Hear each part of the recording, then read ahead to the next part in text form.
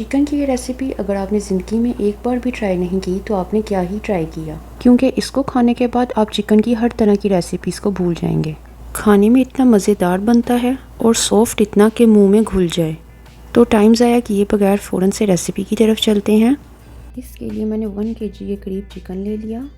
इसके पीसीज मैंने छोटे छोटे कर लिए और इसको अच्छे से वॉश कर लिया। अब हम डालेंगे 1 खाने का चम्मच नमक, 1 खाने का चम्मच black pepper powder, 1/2 tablespoon white paper यानी कि सफ़ेद मिर्च।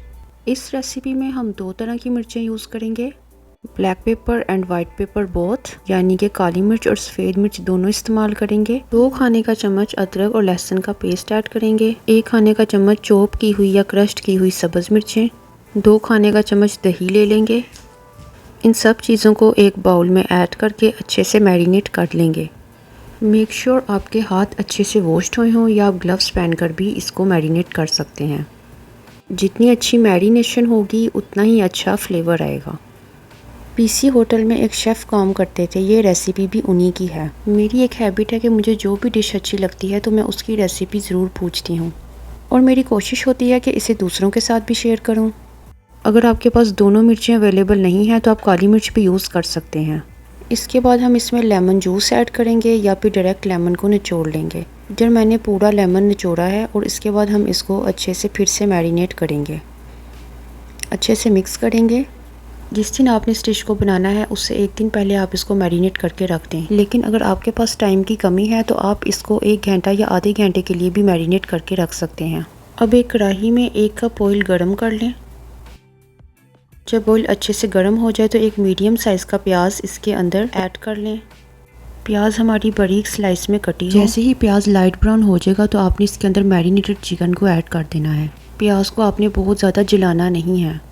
अब आपने चिकन को प्याज के साथ अच्छी तरह से रोस्ट करना है, यानी कि इसको अच्छी तरह से भूनना है यहाँ तक कि जो चिकन है उसका पानी अच्छी तरह से ड्राई होना शुरू हो जाए और इसका रंग प्यारा सा गोल्डन ब्राउन आना शुरू हो जाए। जैसे ही हम चिकन को भूनेंगे तो मसालों की बहुत ही मज़ेदार सी खुशबू पूरे घर से आना शुरू हो जाएगी। चिकन को भूनते वक्त आपने लकड़ी का चम्मच यूज़ करना है और बराबर चम्मच हिलाते जाएं ताकि जो हमारा चिकन है वो कढ़ाई की सतह पर चिपके नहीं। ये डिश उनके लिए आइडियल है जिनको बहुत ज़्यादा स्पाइसी फूड्स नहीं पसंद होते और इसी वजह से इसको बच्चे भी खा सकते हैं। जैसे ही ऑयल चिकन से सेपरेट होना शुरू हो जाए इसी पॉइंट पर आपने ये मसाले ऐड करने हैं। वही सेम मसाले ऐड करेंगे जो हमने मैरिनेट के वक्त यूज़ किए थे।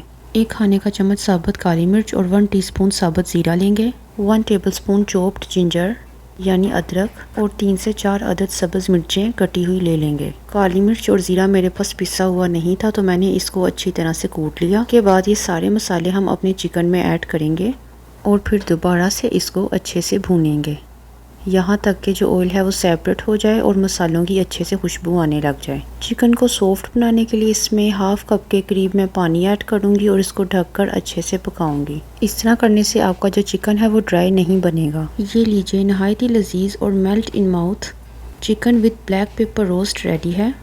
एक बार इस रेसिपी को ज़रूर ट्राई करें और सब्सक्राइब करना मत भूलें।